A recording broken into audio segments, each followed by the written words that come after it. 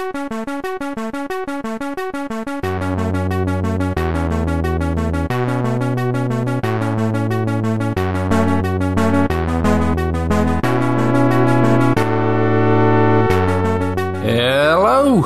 This is Comic Covered for the week of December 6th, 2017, episode 4. Whether anyone's listening or not, here on Comics Covered, we talk about comic books and the world around them.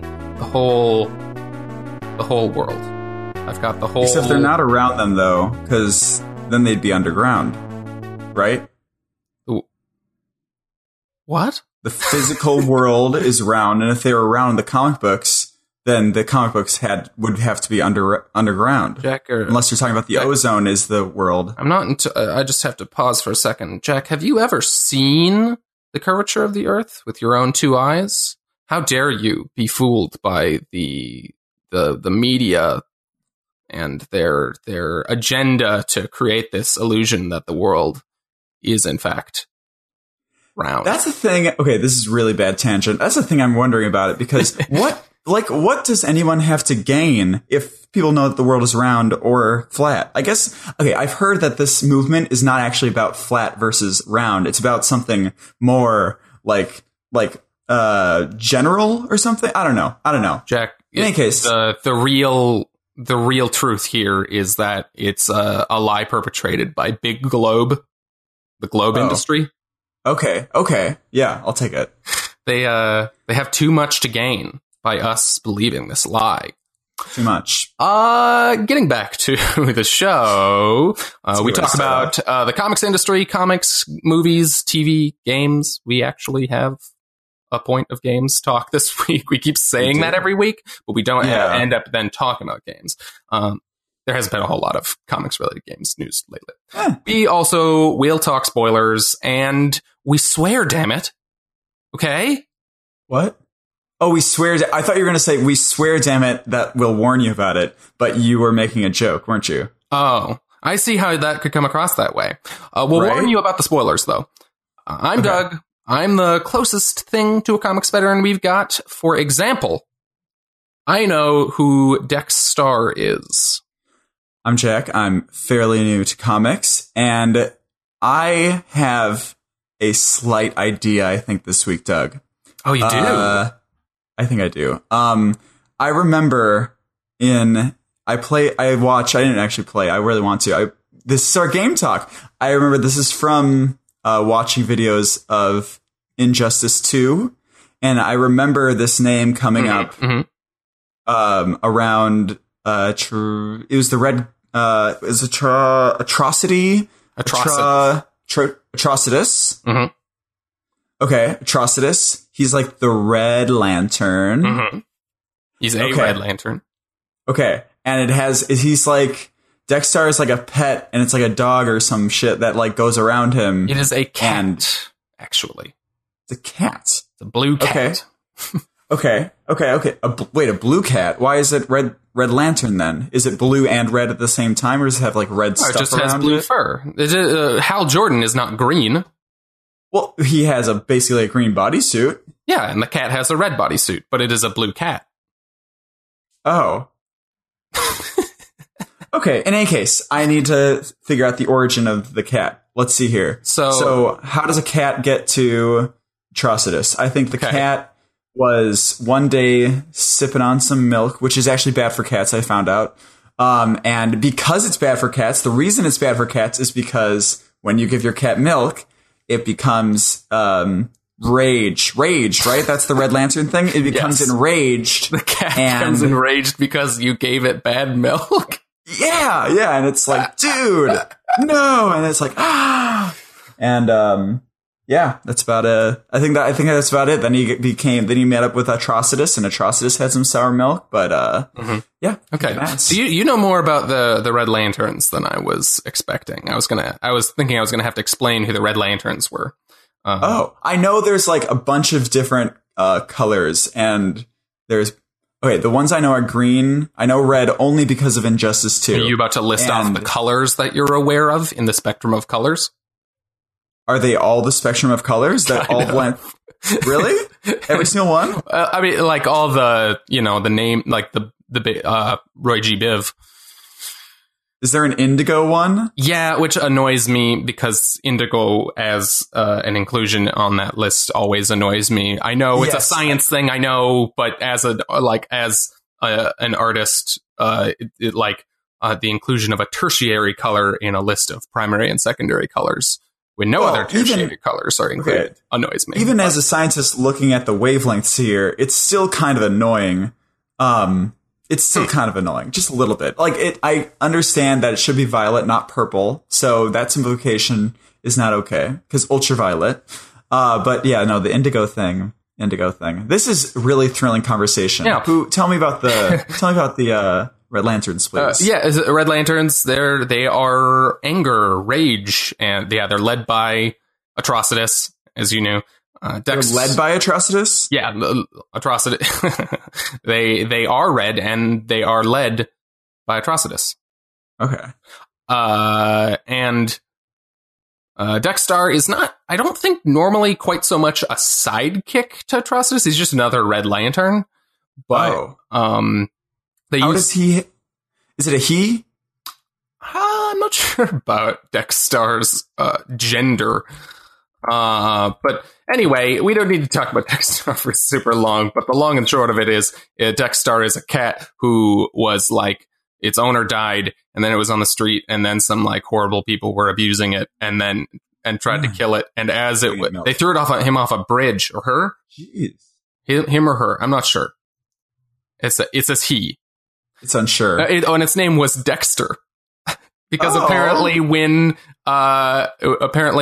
your pet goes to space and becomes a space rage thing.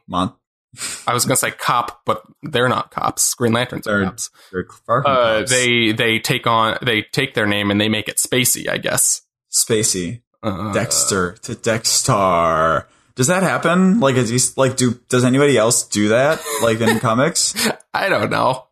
I like the idea that there's this Red Lantern like embodiment of rage who is just a cat. It's just a cat from Earth who apparently was blue before turning into a Red Lantern, which is very confusing. Did they dye it? Maybe. Wait, what would that have to do with anything? Like if they're on like a diet or something. Oh boy. Okay, how's your week, Doug? It was pretty good. Yeah, I finally got around to seeing Coco. You were talking about that last week. Oh. It was very... Oh, yeah, and you saw the short, didn't you? I did, and that thing is just excruciating. It just goes on and on and on, right? It's a long... 20 minutes of... What's his name? Who plays Olaf? Singing horribly. Happy holidays, happy tradition. Like, God. Josh Gad. He was in the original Broadway cast of Book of Mormon. If you ever saw that or heard it. Did you? I don't necessarily have anything against him. I have something against him when he's in this mode of voice acting. I agree. Because it's just obnoxious. Yes. But, yeah. Sure he got a big paycheck? I'm sure he did. He's getting that Disney But in any case, music in Coco, everybody, is so great. I love it. Recuérdame. Oh, it's so great. It's a really good movie. Yeah, definitely. Very emotional. Very, very well done. Great movie. And as of yesterday, all the shorts are pulled by Disney, so they're not showing in front of the movie. So people, go and give Now is your chance. Rush to the theater to see Coco undeterred by Olaf. Although that was probably actually a draw for a lot of children, because children, a lot of kids apparently didn't like it. Oh. Well, because they're wanting to see Coco, and they're like, True. Yeah. I guess this is fine. I guess if they didn't know that was going to happen and they wanted to see Coco, they probably would get upset at a 20-minute short. Yeah, theoretically, Disney said, people speculate that Disney would think that it wouldn't sell that well in the U.S. if they didn't have something like that in front of it. And it was originally going to be like a holiday special on ABC, but they didn't advertise it at all. So, how is that supposed to be the draw if you're not going to advertise that it's in front of it, you know? Yeah. Very true. Whatever. Yeah. I did pretty well this week. What did I do? I watched a lot of Stranger Things season 2. I didn't finish it yet. I'm 2 episodes away, but it's so good. And I'm really, really excited. I think this season is more, it's not focused. It's just, the Sheriff Hopper, who's going to be Hellboy or whatever. Yep. I think he is doing really, really well. And I think he has a more developed character in this. I really like his arc. Especially with him we're not gonna get into spoilers for it because people should watch it. Yeah, his part this second season was really strong. Yeah. He's great in that show. Agreed.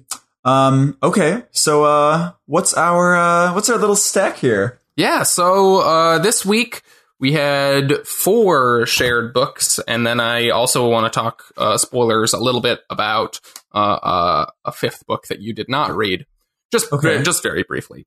But so our shared books this week, we read Doctor Strange number 382, Justice League number 34, Captain America number 696, and Paradiso number 1, new series from Image Comics. Mm-hmm.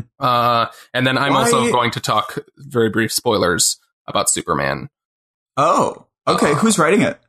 It is Patrick Gleason and Peter Tomasi, who is they're the normal creative team on the book. This is actually the part 4 of the current plot in Superman.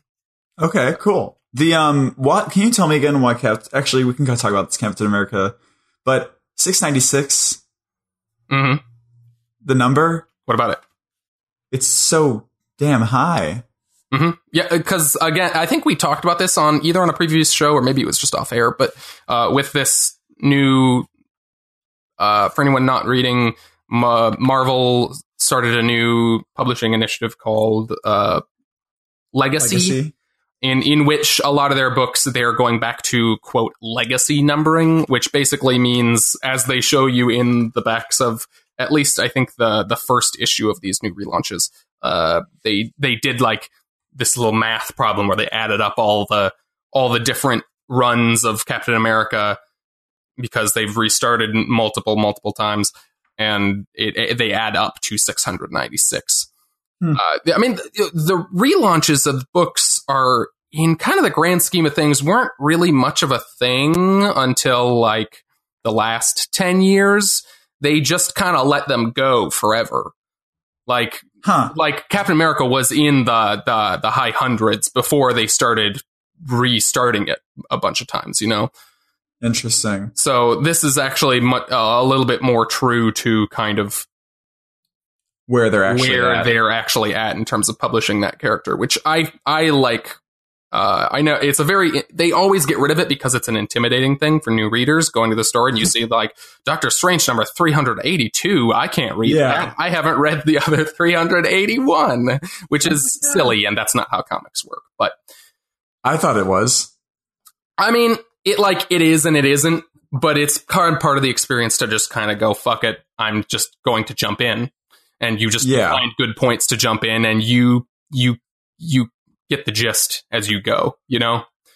No, I can feel that. I definitely kind of got that with Justice League, because there's a lot I was confused about. But we'll get to that one. We're starting with Doctor Strange, because that was awesome this week. So, first off, I feel like we have to say a few words here about... This is not awesome, yeah. This is a true travesty.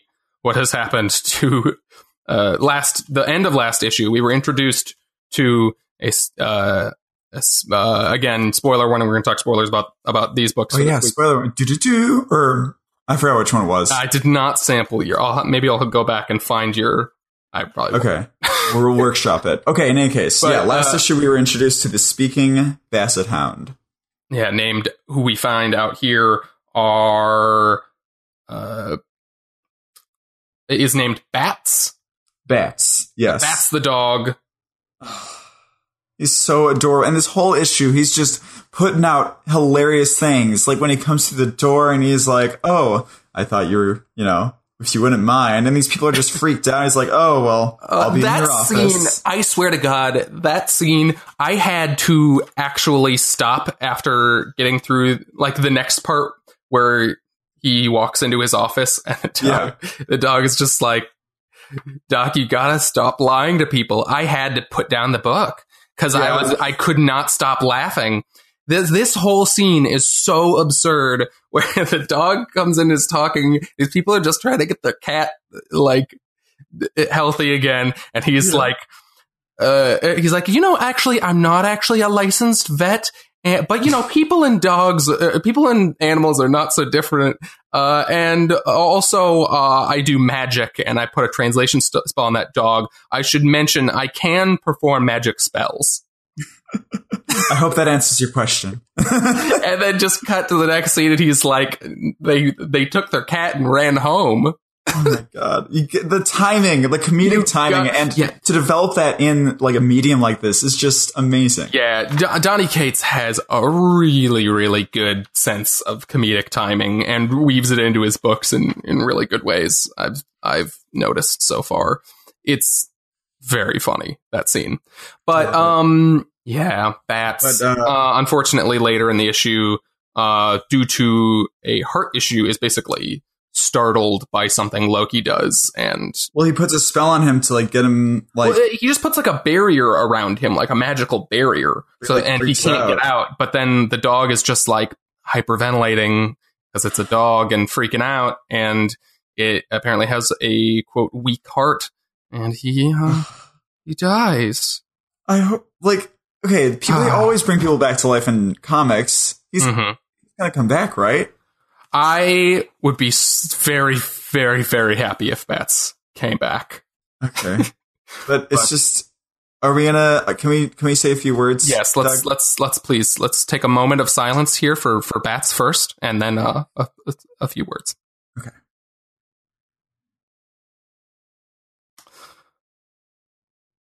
Okay, Bats. We didn't know you for very long, but you did find a way deep into our hearts. And we just want to say we'll miss you. We'll miss you, Bats. You were truly a good dog. A good boy. A good boy. Good boy. Yes, a good boy. Oh, boy. Okay. We gotta stop this. Okay. Let's go. I'm gonna break down into tears here.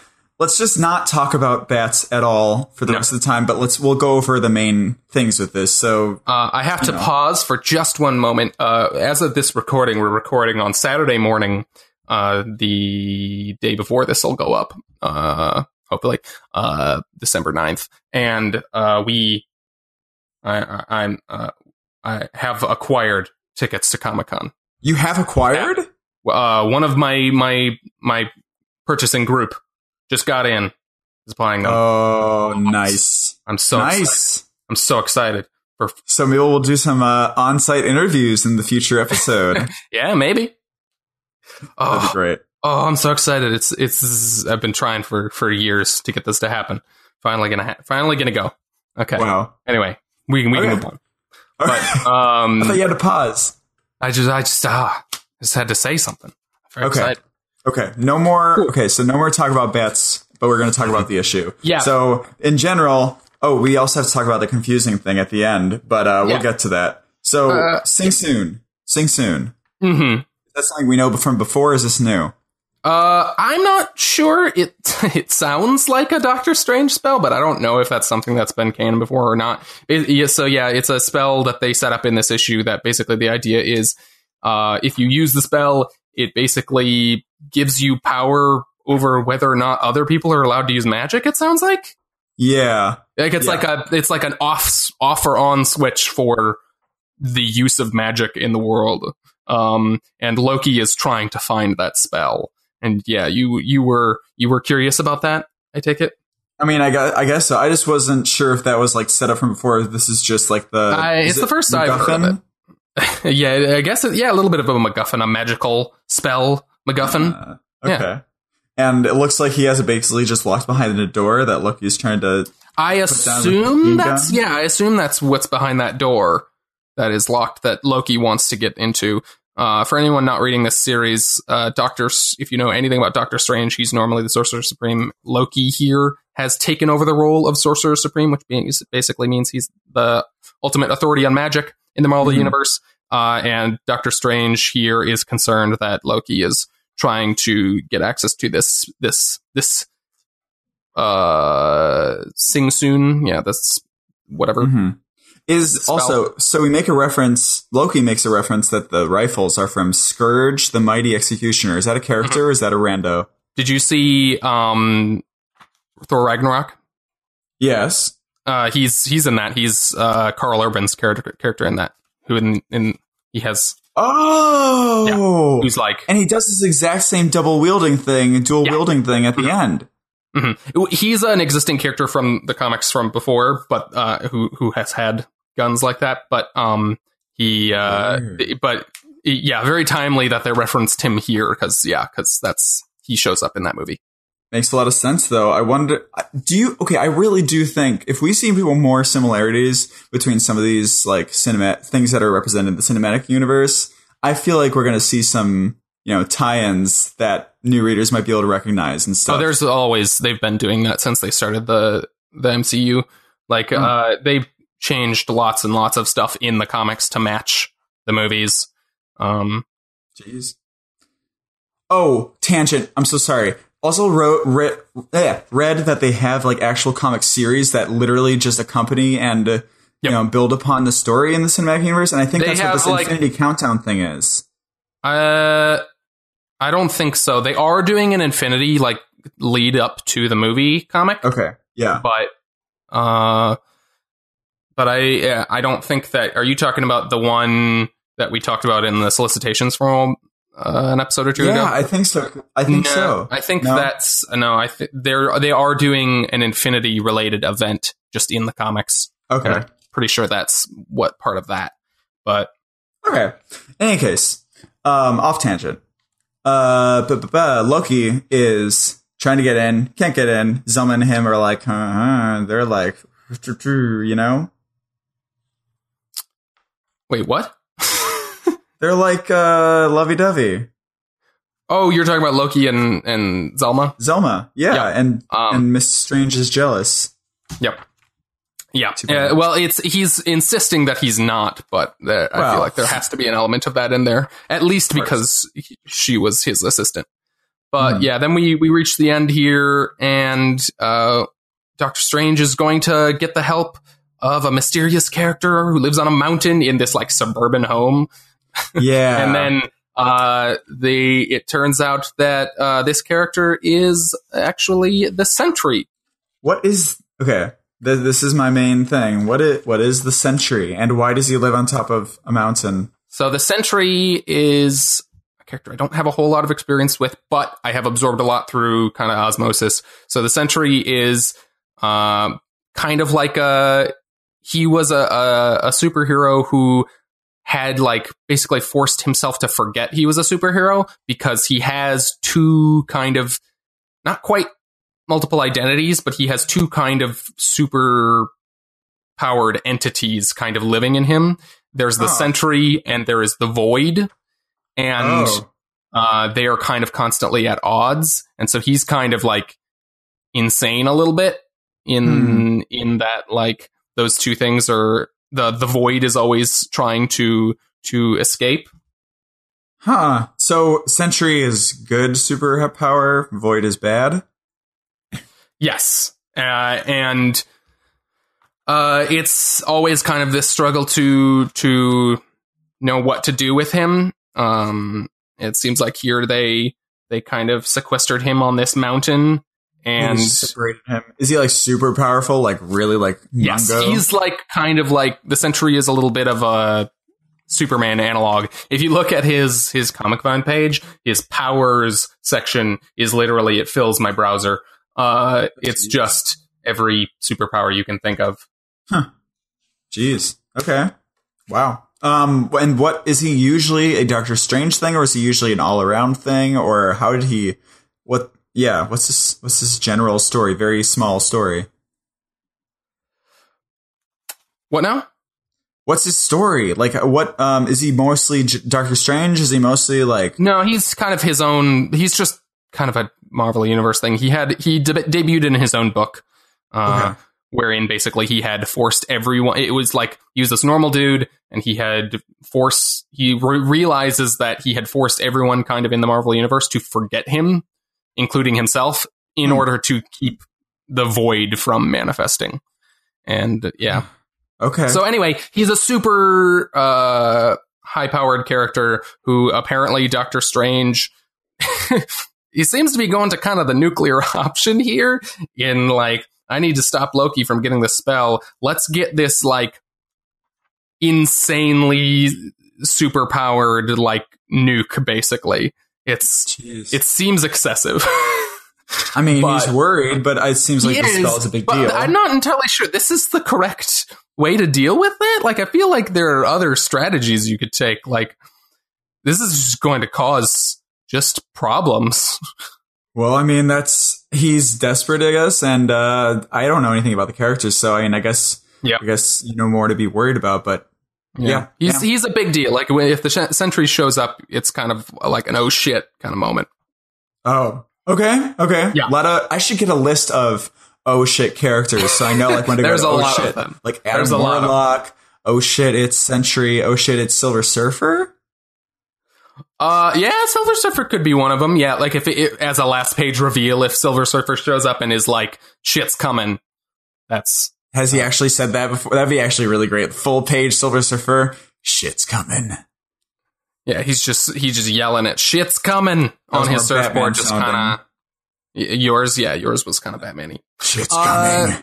Sorry. Also read, moving on, we also read Captain America number 696, in which, so I think we were going to talk about kind of, you weren't super sold on the first issue. I wasn't. And the reason is because, I don't know. Well, actually, no. Doug, you assumed I might not be sold on the first issue. You said you weren't sure if you were going to buy the second issue. No, I said I was going to buy it, but I was going to base off of if I was going to continue it off of this one. Now, I want to know, because you made a comment when we were texting or whatever, that I want to know why you think I wasn't sold on the first issue. Okay. So this book is very different from a lot of the stuff that you've been exposed to in comics so far. Yes. And it's very different in that it's harkening back to kind of an earlier era of comics it's just kind of good, plain, simple superhero storytelling, as opposed to everything needing to be breaking down superheroes and seeing and like critiquing the very concept, you know? Mm-hmm. Like, it's just Steve Rogers is a good guy and he is stopping bad guys. And it's all in the execution, whether or not that's good or not. And this book does that very well. And that's something that we don't really see much in comics anymore, that approach to those characters. Okay. And it's just really refreshing and has this really nice sense of optimism and lack of cynicism that really... It just like it feels really good. Yeah, like when you read a lot of superhero comics and they're all just like, oh, the secret horrible past of this character, and oh, what if superheroes shouldn't be doing what they're doing? And it's like yes, those are all interesting, valid discussions to have about this medium. Sometimes you just need a good old fashioned superhero comic. Yeah, and sometimes I just want to see Captain America like save people and be like a good person and do things because it's right, you know? Okay. Yeah. Now, this is why I want you to talk first, because that is not the reason why I wasn't sold on the other issue. Not the reason why, because I really agree with you. I think it's great. And that's what really, really made me happy about this one. But the thing that didn't tell me about the last one was I really want some sort of theme to be going off of. And in this one, right at the beginning, they allude to that theme more so by saying, you know, Sharon, by the way, who the hell is Sharon? Sharon is Sharon Carter, who is his girlfriend, which is very weird. Agent Carter's niece. Yeah. Is that in the movie, right? In a movie? She is in the movies. And now she is in the movies, who is actually in the comics, Sharon Carter's daughter. Oh. Or the granddaughter? Timeline kind of is different. Probably granddaughter. If we're on timeline, if this is present day, 40s to now. Now they probably would say granddaughter. Back when they introduced the character, it might have been something different, but I'm not sure. But no, he's like on the phone with her and with Shield and stuff, and they're talking about, I just want to be, in this little neighborhood. I want to go around and see a little bit of the everybody. That's his theme right now. That's what he's doing. He's just going around doing that. I just needed him to say that. I didn't want there to be like just month after month, just random things without having any notion as to where he's tied in. You know what I mean? I don't need that tie-in, but I just need like a word like, I just want to go around and doing this stuff. And I guess reading him, that that's all he's doing. That's probably part of his character. But coming into it, I guess that's not really, because that's kind of the point they're making in this series, is that like he claims to be Captain America, but he doesn't ever really get outside of New York all that much. Okay. And so he's making an effort in this series specifically to kind of go around and see the rest of America and meet the people that he's supposed to be protecting. Mm-hmm. And I'm really curious what you're going to think of this series in the long run, because there are going to be little kind of thematic overtones like you're talking about that you were looking for, but I'm 90% sure this series is generally, structurally going to be one-offs every issue. Well, I don't really need them to be harkening back to the theme in general. I just needed it, like, in general. I just needed them to say, I'm just going around right now and doing all this. They don't need to say it every single issue, nor do they have to have, whatever, big shit happening because of it. Like, I was also thinking, like, maybe the idea behind this is that he keeps going to these places and he's inviting the fight, which is kind of a general idea in comics a lot, it seems. Which it does seem in this one a lot, which also, I don't know. Can I go right into one of my other questions about this issue? Sure. But just know, I do really like this. And this issue specifically was really well done. And I love the art in this. And I just love Chris Samnee is like one of the modern greats in terms of comic book storytelling. Yeah. And I just want to like real quick call out, there's a page in here that I had to tweet it out this week, because the suit up scene, like, I've never seen, like, it's a variation on a thing you've seen a million times before. It's not like they're completely reinventing the wheel here, but like in an industry that is like has like nearly a century, like we have about 70 plus years of comic book history and of superheroes doing this exact thing of, is that a dog? Yeah, it's a dog. I think he's going to go away.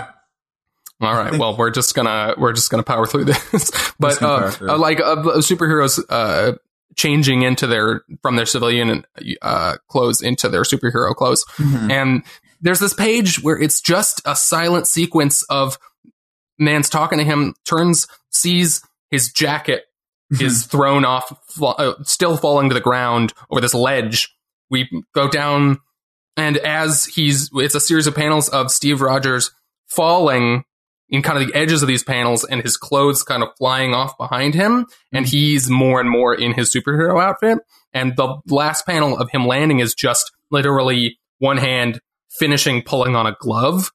Yeah. And it's just like Chris Samnee's mastery of like a comic book sequence like that is the reason why these books, Mark Waid and Chris Samnee books, are always like just an absolute treat to read.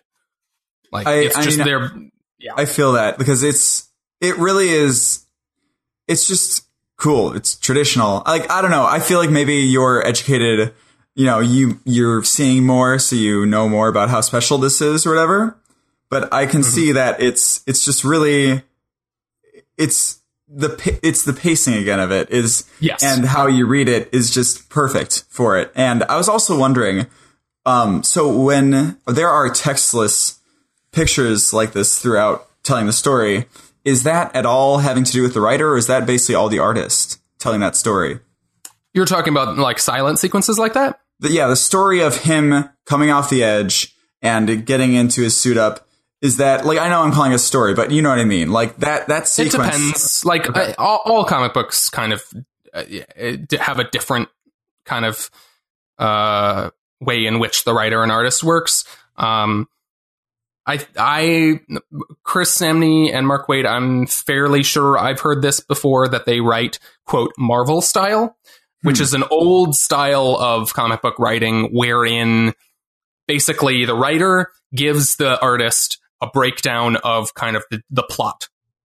And then the artist draws the issue, and then the writer comes back in and writes all the dialogue. Oh, so it gives a lot more power to the artist in terms of what's happening in like in a moment to moment to basis. And then the writer comes back in and says like, it looks like this is happening in this panel. Dang. Which is different than how most comics nowadays work, in which writer gives detailed kind of breakdown. Like they give various levels of detail. Like sometimes they'll just say like, draw a fight on this page, and then the writer will just, break it down however they want. But like, or some writers give like specific panel by panel descriptions. Like Tom King is very much like every panel describe what's happening in very like an Alan Moore style, like detailed descriptions. Wow, but I'm really glad I know that style, Marvel style.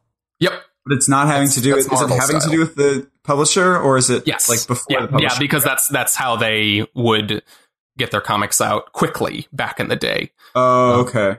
That makes sense. Because you have to get the art done kind of as quickly as possible, because that's the time-consuming part. Yeah. Okay. Wow. That really. You should have told me this before we started reading this, that they write in this style, because I didn't think about it. A whole new context. Like I feel like that's a different way of reading it. I feel like I should look at the image first and then read the text now. Yeah, I mean that's what makes Chris Samney's stuff so strong, is because you can look at just the image and kind of get the gist of what's happening. Dang. Wow. Yeah. I love it. Okay. Yeah. My another burning question. Are you ready? Okay. Swordsman. Who the hell is it? Why is he a random dude in Atlanta with a vibranium sword? It's a new swordsman, so I can't really say anything about specifically this guy and why he's in this town. I mean, like the general, he's like a mercenary villain. He has a sword. Why is he like in this town? Isn't that weird? No. He's the inheritor of the mantle, he says. But I feel like he explains it at one point, but nah. I don't think he explains why he's in this random town. No. I don't know. It's just weird to me that he has. He's just hiding out. He wasn't ready to. He hadn't come public yet. Maybe he's from here, or maybe he's just passing through. I don't know. They don't explain it. I don't think it's really all that important, but. Yeah. Okay. Whatever. But I love the introduction of the vibranium sword and then the use of it too. Later in the issue, I think that was just beautiful. That it's stuff like that. Those little moments and those little we have this thing, we can use it. Like introducing all the elements of a story that you're going to need at the end. I love that. Yep. Yeah. They make a point of there's Captain America's shield is made of vibranium, and it's a reveal at one point when he's fighting him that his sword is also swordsman's sword is also made of vibranium, and so it's kind of able to counter him. And then later Captain America has to use swordsman's vibranium sword to basically stop this dam, this floodgate that swordsman has opened, and it's as a fulcrum. A lever, I should say, and it's great. Yeah, Let's move on. Okay. Yeah, no, definitely. But we also read Justice League number 34, which is a new creative team by Christopher Priest. Who I know. And Pete Woods. Christopher Priest wrote a really acclaimed run of Black Panther back in the day. He's a novelist mostly, like, in the past, and then he wrote that and then was gone for a really long time, and then he's been writing some books for DC in the last few years. Mm-hmm. I read part of the Black Panther thing with him. That was that one, right? Okay, yeah. At first, he's taking over... At first, I thought it was Christopher Guest, but that's the guy who made Best in Show and whatever, so it's close. Mm-hmm. But I read that some people really don't like his writing style, though. I mean, everyone has, like, detractors. But, like, people think that he says that he doesn't pay attention to where characters are in their specific books or anything, and he usually just writes them as they are icons.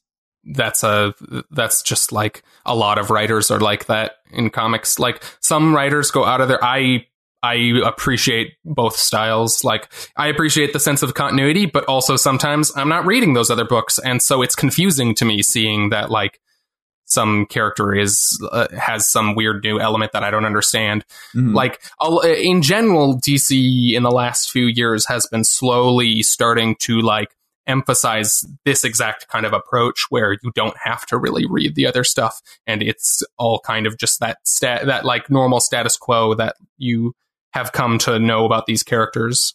I think it's I kind of prefer that generally, I'd say. Well, I feel like, but I appreciate the other way as well. They have different pluses in mind. Yeah, but I feel like when you get so specific about where each character is at, it can get really bogged down by exposition. Like, oh, I have this because of that one thing, you know. But specifically in a book like this, like, there are so many characters, and, like, I don't need to know the specifics of everything they're doing in all these other books. I just why Aquaman can drive a bus, for example.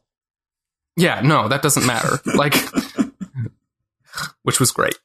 It's great. I love his look here. He looks just... He's got long hair now because they're trying to make him look like the movies. And another example of comic and movie synergy like that. Yeah. But small one. But he's got it pulled back in a ponytail, and he's driving a bus like undercover. And it's great. Oh, it's good. I really liked the story of this issue. And I think it sets up a really interesting... a really interesting new kind of take on this team. What did you think of it before we get into it? I liked it a lot. We're starting. So I guess this Green Lantern is Muslim. Yes, Simon Baz and Jessica Cruz are kind of a buddy cop duo as the current kind of Green Lantern slot on the team. So there's two Green Lanterns, and Simon Baz is he is a Muslim character. Cool. And they don't have a lot of those, do they? No, they don't. Like, never. They have, like, villains like Ra's al Ghul. Is Ra's al Ghul Muslim? I don't know if he's specifically Muslim. He's Middle Eastern. But anyway, wasn't he like Chinese in Batman Begins? He was. They kind of scrubbed the Middle Eastern part out of that. I guess they didn't want to. That was 2005, so they didn't want to tread on that water yet. I don't know what the motivation was there. In any case, but yeah, I really liked this. You didn't read the thing I posted. Christopher Priest did an interview. I started reading a little bit of it, but he was saying way too much about where this is going, and I'd rather just read it. Mm-hmm. But he was saying it's going to be a little bit politically charged, which I don't know how that's going to work. But yeah, that was kind of the one part of this issue that rubbed me a little bit the wrong way, and hopefully they'll follow up on this. But a lot of this issue hinges around there's basically what they call a group of, quote, jihadists have taken 2 nuns hostage. Yeah. Which seemed... look, I'm not saying that, like, a scenario like that couldn't happen. might not possibly mirror something that has happened and might be relevant to today. Mm-hmm. But the use of that kind of stereotype in a way that doesn't even, all I need is a little bit of commentary in this to be like, not everyone's like that. You know? Like, yes. They don't even have a throwaway line. It's just taken, and then Wonder Woman says to them, preying on the defenseless while espousing a, quote, godly ideology is an egregious form of self-deception. And she doesn't say anything about, like, that other people don't... Like, they're outliers. Like she doesn't say like, that. Yeah.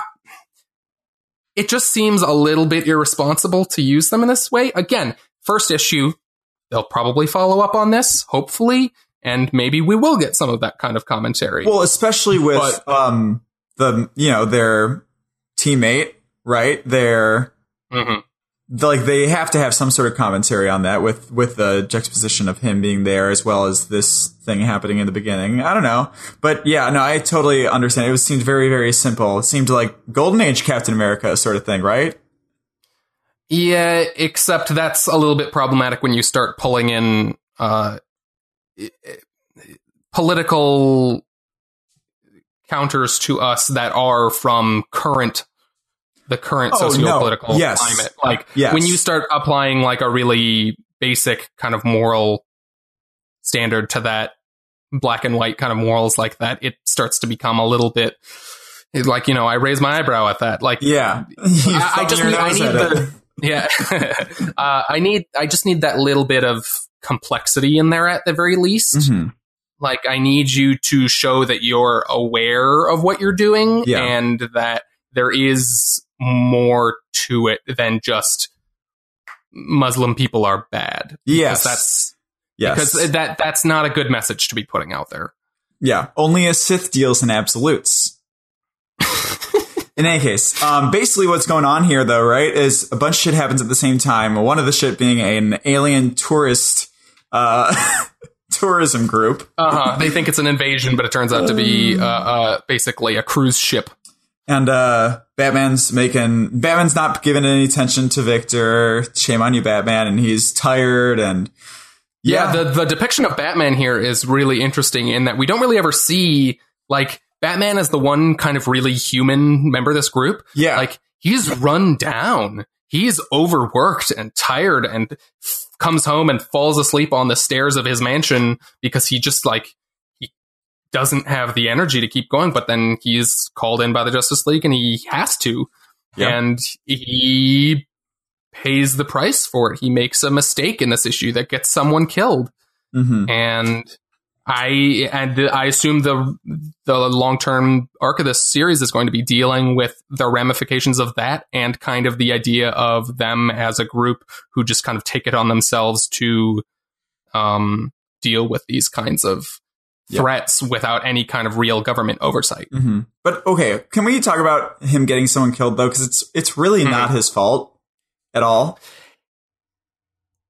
What exactly was the mistake he made? He didn't pay attention to Victor, so he didn't send Aquaman or something. But they saved basically everybody from the earthquake and the tsunami afterwards. But he got one of the nuns killed because the goddamn FBI guys apparently didn't hear them and didn't stand down, so they threw flashbangs in there. And while there weren't explosives there were oxygen tanks for, like, the old people, I guess the nuns were helping. So when the flashbangs exploded next to the oxygen tanks, it ba-boomed. Baroom is the correct thing that they say. And then in that mess, I think one of the nuns gets a sword, a shot through the heart, by a sword. So yeah, then he comes in and he sees her with, like, dead, and he's like, you have this panel of him looking in horror. Yeah, I think the point here is that Batman, the mistake wasn't that he didn't send Aquaman to this other location because he was needed. The point is that he's distracted, and having to deal with that scenario distracted him from what was happening with the federal agents. Yeah. Like, he's on the phone trying to fix this Aquaman thing and then turns around and is like, oh shit, they're throwing flashbangs into this room. Yeah. Okay. Which apparently causes a oxygen tank to explode. Is that a thing? Any sort of, if there's, anything that explodes is going to have some sort of shrapnel. I would assume that the flashbang exploded and there was like a little bit of shrapnel or something that went into the oxygen tank. Flashbangs have shrapnel? I don't know. Probably not shrapnel, but like, it was probably just some sort of, there might have been. It's just the small burst of fire? I don't know. Maybe there was a little tube on the oxygen tank and it was on or something, so. Anyway, I don't know, but, small detail, but. Yeah. But anyway, yeah. I have one last question about this, and they talk about the ball. Pass me the ball. Is that how they always refer to it? I think that's the first I've heard it called that. I don't know. Maybe it's something they've referenced before. I think it's just a reference to, it's kind of like the nuclear football. It's basically just, do you know what that is? No. So it's like a portable way that the president has to launch nukes, basically. Oh, yes. Okay. Or at least this is a, I don't know if this is an actual thing, but it is kind of this myth, or it may or may not be a myth. But anyway, it's this idea that the president has, like, someone has a briefcase with them at all times that, like, okay. If he needs to launch nukes, like, it's in there. I think they're referencing but basically, I think the reference, the meaning here, he says, "Pass me the." Batman goes onto the watchtower, the Justice League base, and says, "Pass me the ball," because he's entering the base, and then he takes charge of the situation. Okay. So it's basically like control. Give me the like they are formally. It's like a way for them to formally like give control, give kind of authority over the group to each other. Yeah. He talks at the end about with Superman. He says, someone says Superman does, I think.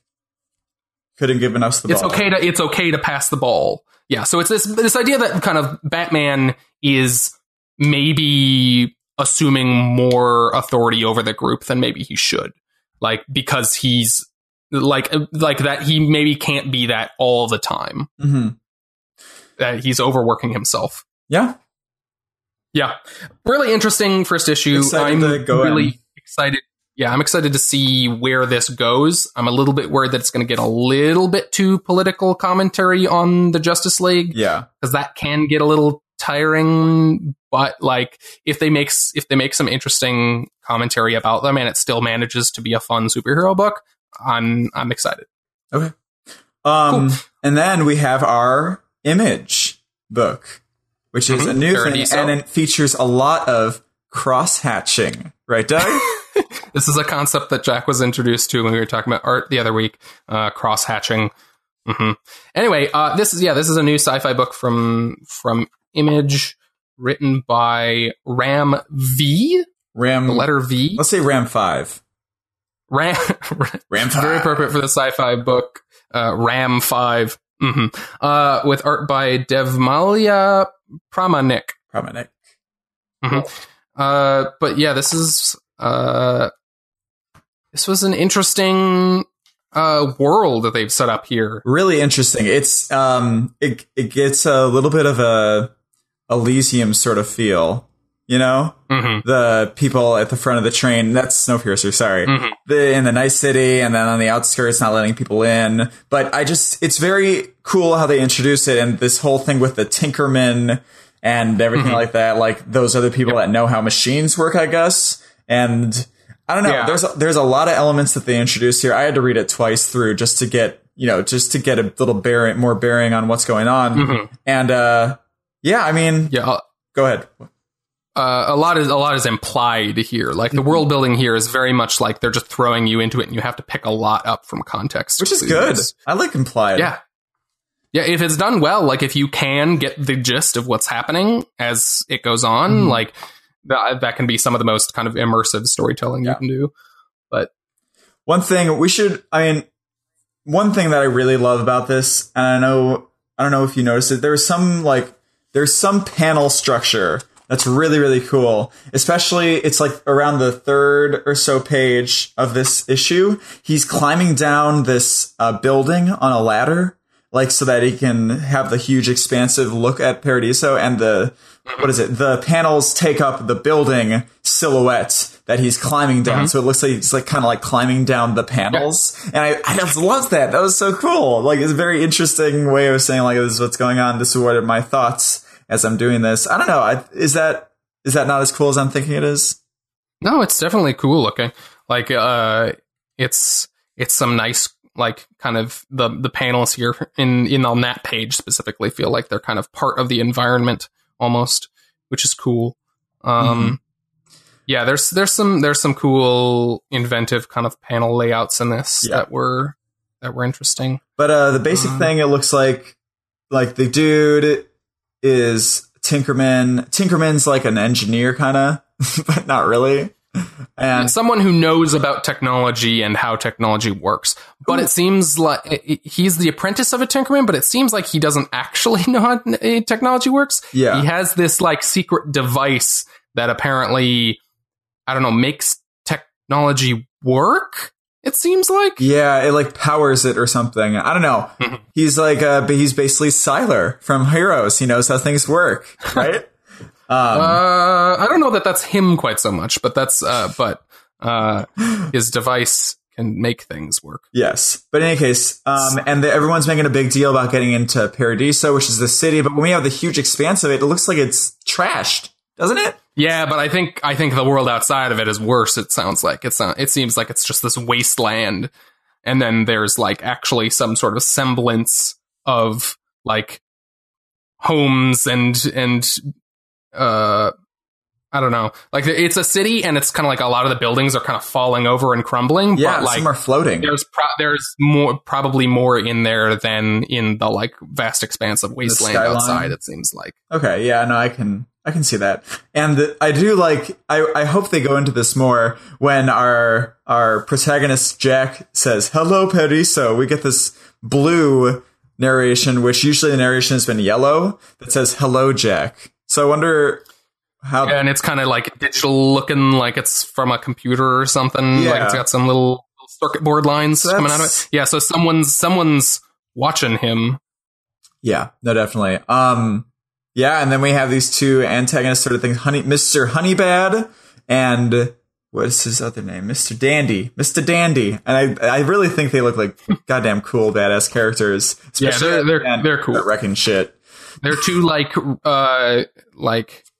robot or cyborg kind of, I don't know if they're like bounty hunters or mercenaries or what exactly they are, because we're still figuring out the world here, but they're after him, or they're after this group. Anybody because who they're tries trying to sneak into the city. Yeah. Yeah. We don't get like a whole lot of plot here. He tries to sneak into this city and they stop him, and some people are maybe finding out about his device that makes things technology work. Yeah. And we get a last page cliffhanger that some people I think they name his device here. They say the thing you've been looking for, the Numas? And then this little girl says Numas, which I am guessing is what the name of his device is, and it sounds like they're looking for it. Okay. And it gets stolen from him by Honeybad and Dandy as he's laid on. He's left for dead, basically.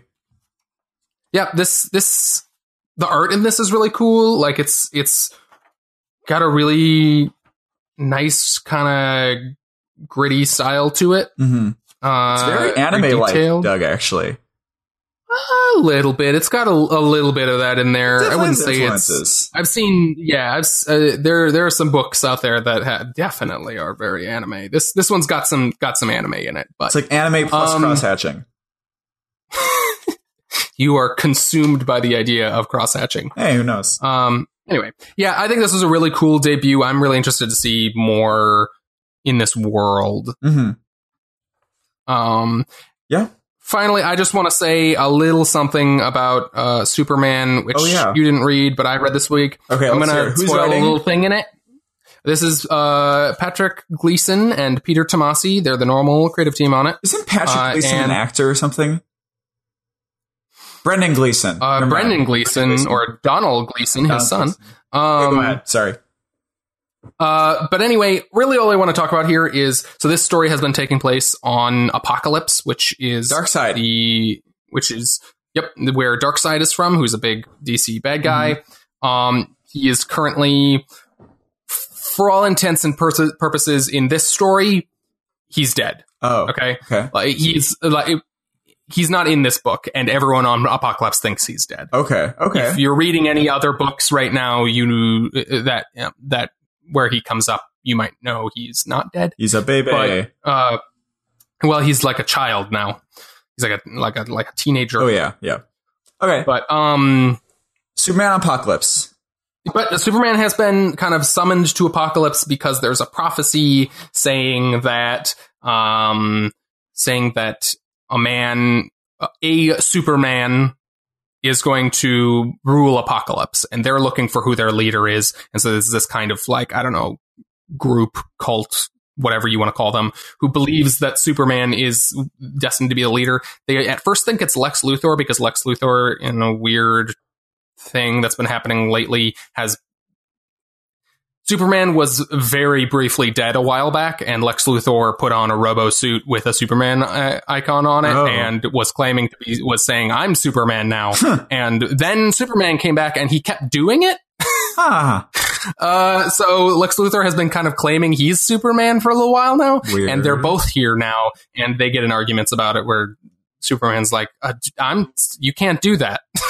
Weird. Anyways, so they summon Lex Luthor there, and they thinking he's destined to be their ruler. And then Lex Luthor summons Superman there and is like, I've been kind of pulling these guys along. It's not me. It's supposed to be you.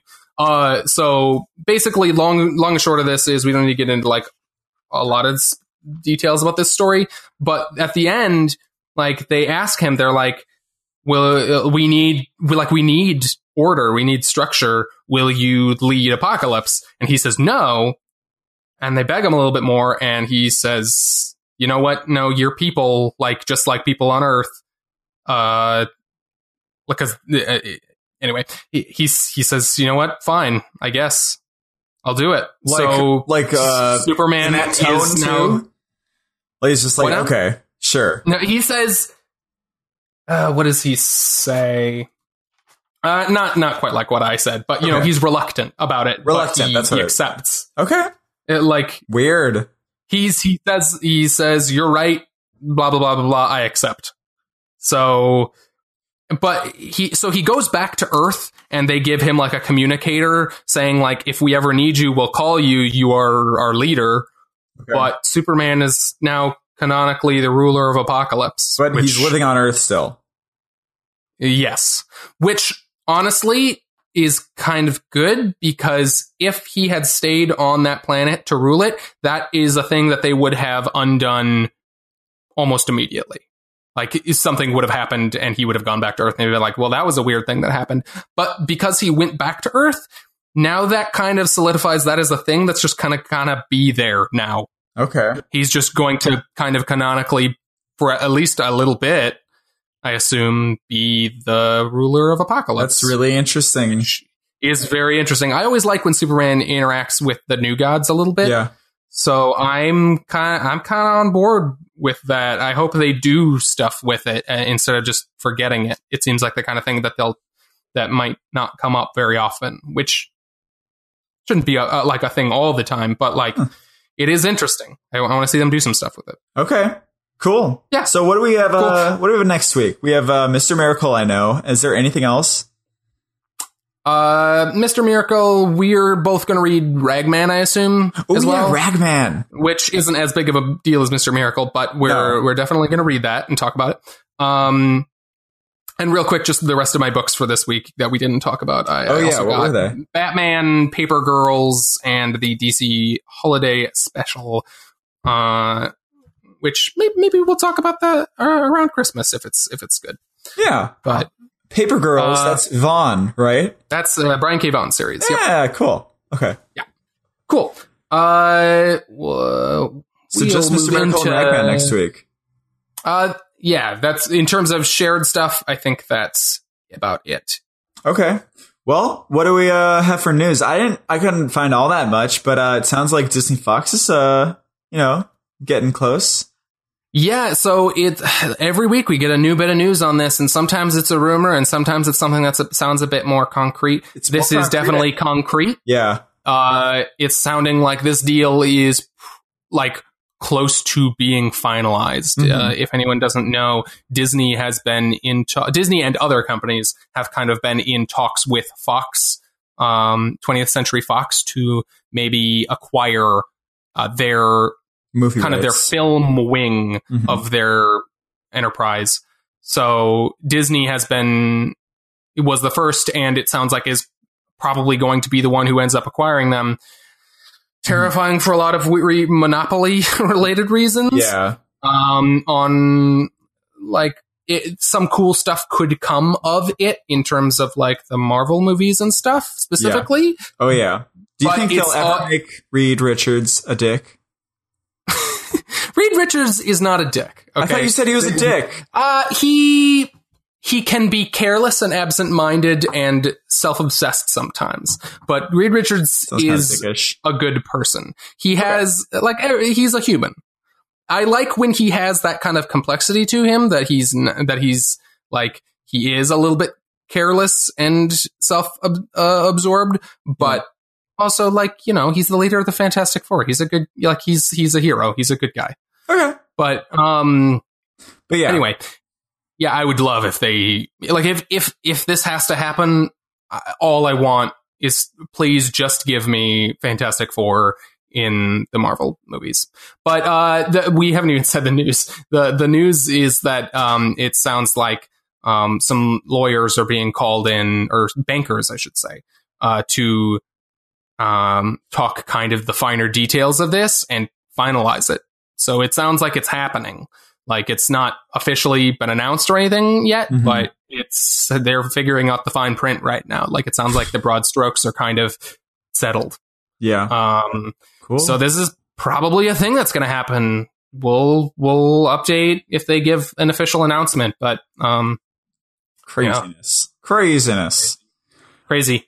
But and then I saw this week, a post. It was on Reddit that I saw this post about Captain Marvel starting to film in January 22, and they had some like background on their premise and stuff. But this really inspires my question on, okay, I've heard Captain Marvel on the Marvel side all this time, and I feel like I just recently, I don't know if it was like scrolling through solicitations or something, I saw that Captain Marvel is a character in DC as well. The same exact spelling and everything, right? So it's technically not anymore. DC, due to legal pressure and kind of reader confusion, changed their character Captain Marvel to Shazam. Okay. A few years with the New 52, I believe. So Captain Marvel is Shazam, but it never used to be. Captain Marvel in DC is Shazam. So there used to be a number of Captain Marvels way back in the day. This was kind of before Marvel and DC even existed. As time went on and Marvel and DC as publishers became a thing, got bigger, acquired other publishers, and got the rights to other characters that they then incorporated into their universes. Both of them ended up with characters named Captain Marvel. And it was very confusing. People, the DC Captain Marvel, everyone, there was always kind of a lingering confusion by people because he says the word Shazam to change into Captain Marvel. And a lot of his books were called like The Power of Shazam or just Shazam, rather than calling them Captain Marvel, partially because of legal pressures. So they eventually just went, you know what, everyone calls him Shazam, he's Shazam now. So weird. Anyway, so I always thought that was a weird name too. Shazam? Yeah. Yeah, because it was his magic word that he said to change into Captain Marvel. Yeah, I thought that was weird in Injustice when he just randomly said his own name. Shazam. Yeah, like, it is. What?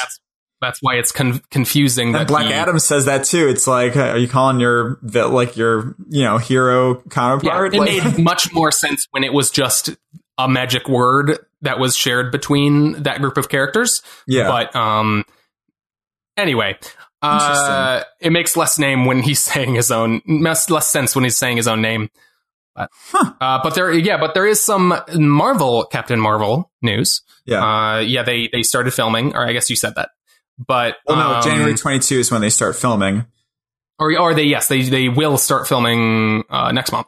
Yeah. But some plot details here on their announcement that set in the 90s. Yeah, set in the 90s, which they had said it's going to feature the Skrulls as villains. It does confirm here that they call them alien shapeshifters, which makes me very excited. That's cool. So they are going to be like the Marvel Skrulls, and hopefully we're going to get to see some intrigue in terms of like revealing like, oh, this person was actually a Skrull, which is always the fun bit with Skrulls. Wow. Them like being body snatcher characters and pretending to be people. Damn. And it sounds like, they also say that she is going to meet the character Captain Marvel, who is going to be Jude Law, and he is going to basically take on the mantle from him. Huh. Which is interesting. But it's usually always been a girl. No. Oh. No, I think we talked about this last week. There were a few Captain Marvels before Carol Danvers. Carol Danvers originally was a character named Ms. Marvel, who gained her powers from Captain Marvel, but then when Captain Marvel died, I believe, she became Captain Marvel. Okay. In only like the last 10 or so years. Okay. Okay. I'll take that. But, okay, so with that relation to Shazam, it kind of goes into, I read that one of the kids from It is going to be playing Freddie Freeman in DC's Shazam movie. Who is Freddie Freeman? Do you know who that is or no? So we have Jack Dillon, who was in It, as the kind of like placebo kid, right? Because the kid who was afraid of germs and everything. He's playing Freddie Freeman, who is in DC Comics. He is. I'm actually not entirely sure what they call him now, because his character's name is Captain Marvel Jr. Oh. Huh. Who is kind of his kid sidekick. Although, if you know anything about Shazam, Captain Marvel at DC, whatever you want to call him, Billy Batson is a kid who turns into an adult superhero, Shazam. Yeah. And this is his friend, who turns into a not quite as adult superhero. That's weird. Who is his sidekick. But they're like the same age. Okay, so this is a bigger deal than I thought it might have been. I thought, okay. Yeah, so he's going to be, I don't know if he's going to turn, I would doubt he turns into his sidekick in his first movie. Save it for the sequel, yeah. That'll probably be a thing that'll happen to that character later, but they're setting up the character of Freddie Freeman is going to be scene. Might be. Let's be honest, yeah. Okay. Cool. And then he's going to be like the second, probably something that's close to a second lead. Yeah, probably. And then I was wondering, so is The Rock still playing Black Adam? Is that scrapped? Was that scrapped? I think he's still signed on, but not for this movie. Okay, that's good casting, though, right? Of what I've seen in Injustice, at least. No, it depends on how much he is. Visually, yeah. I guess I can see it. I can't see him. Like, I don't think he has he's very charming. He's very fun. I don't think he has the acting chops to play like a villain like Black Adam. Baby, just go see Jumanji coming out and you'll see the acting chops. Apparently people think it's like, okay, you know? Okay, in any case, but I don't know much else about Shazam, but except for what I've learned from Injustice, we are on the roll with segues here, because I just saw this week in Injustice 2, this is our game talking point. For the week. I saw the Atom gameplay that they put out, which was so cool, except I'm a little let down by the super move. the super move was okay, but right? So they announced a little while back that the Atom, who I think is going to be Ryan Choi, because I think they mention in one of the dialogues with Black Manta. They say, "I have Ray Palmer's body" or something. Yeah, what? Black Manta in the first thing says, "Black Manta says Ray Palmer is dead. Are you sure about that? How do you know I don't have his body in my pocket?" Or something like that. Oh, weird. That's weird. But anyway, yeah. So it sounds like it's not Ray Palmer, but who was the second Atom. Anyway, but kind of the famous one. But Ryan Choi is a character who took on the mantle and is the Atom currently in the comics. Okay. But that gameplay looks super fun. There have been some other Injustice character announcements. Like they announced this character was going to be in the game a little while back, and it got kind of bumped because there was bigger news, and there wasn't as much news this week. Mm-hmm. But I'm just very excited for that character. That was the one of the big characters I wanted in these DLC characters for the game. Yeah. And he looks so fun. It's that kind of like Ant-Man style, like he's turning tiny, punching someone in the face, then turning big. Yeah. And the block is literally turning, getting shorter. It's great. Like the block for the high attack is so great. It's just like, zoop. It's so great. I will say though, his super move could have been shrinking the other guy to atomic, then hitting him into like atoms and shit like that. You know? Yeah. I think they wanted to take the opportunity to do the giant man thing with him and just make him really big, because that's the thing they haven't done a whole lot with their. They have kind of done that a little bit with some of their other characters, but I don't know. But whatever. It looks really cool and really fun, and I want to get this game, and I want to beat you when I see you next, because I'm always going to be the master at Injustice. I always beat you.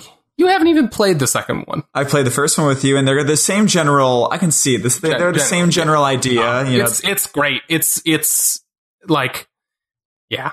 It's a really good sequel to that game, and I'm really excited. We're gonna have to play it when you come to visit. Oh yeah, in a couple weeks.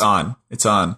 Yeah. But I will also say, sorry, just really quickly. So I read Rebirth, everybody, and Atom. Like, I was really interested in that side story, but you were telling me that it wasn't that great, or they didn't follow up that well on it. So DC Universe Rebirth was a big special a couple of years, or about over a year ago. Might have been a couple of years. I can't remember anymore. But they teased kind of Ryan Choi taking on the mantle of the Atom again, in a weird little bit of retconning, because he did take on the mantle of the Atom a number of years ago, and then died, and then kind of retconned it in this new continuity that he's alive and is now the Atom. So interesting. But anyway, they teased him becoming the Atom and possibly needing to find his predecessor who was apparently like shrunk to atomic levels somewhere. Yeah, which sounds fun, like a super journey movie through all those. To find him. What it should have been is it should have been a book about the Atom, but instead they included him in a team book, which is a spin-off of Justice League, JLA, which is a team of different characters run by Batman, but it's the Atom and Lobo and Killer Frost. Blue Beetle? And no. Oh. Firestorm? Are you looking at an old JLA roster? No, I'm just remembering things specifically from Injustice 2 that I'm remembering these heroes that are like smaller heroes but still really powerful. This was a really random, weird group of heroes that isn't normally like associated with the Justice League. Firestorm and Blue Beetle have been on Justice League, but but yeah, I was pretty excited for that series, but I ended up not super loving it. It could have easily gotten a year out of that. Yeah, they apparently did follow up on that stuff with Ryan Choi and Ray Palmer, but and like finding Ray Palmer, but I lost interest in the series well before that, so I never followed up on it. I don't know. Sad. Yeah. Okay. In any case. So then there's this really weird bit of news, which I don't even know if this is something that's worth talking about, but it's so strange that I just wanted to mention it. Marvel is doing a scripted fiction podcast called Wolverine: The Long Night, which is going to be like an audio play kind of thing, which is very strange. Richard Armitage, was apparently in The Hobbit and Hannibal, is doing the voice for Wolverine apparently. What? And they gave a story synopsis here. It's going to take place in Alaska. There's a series of murders, and they think it's Wolverine. This is weird. It's bizarre. It's written by Benjamin Percy, who's a DC writer. He writes a few books at DC, and he's pretty good. I was reading some of his books. I dropped them. They aren't like mind blowing or anything, but his books are solid. So I'm interested to see what. This is so weird. We have to do it. It's so bizarre. I have to know what that sounds like. Like, what is that? Like, it's like an old. Like, I assume it'll be a modern interpretation of radio this, show. But like, it's like an old timey superhero radio show. Which, like, there's some stuff like that in the podcast scene nowadays, like scripted, serialized content like that.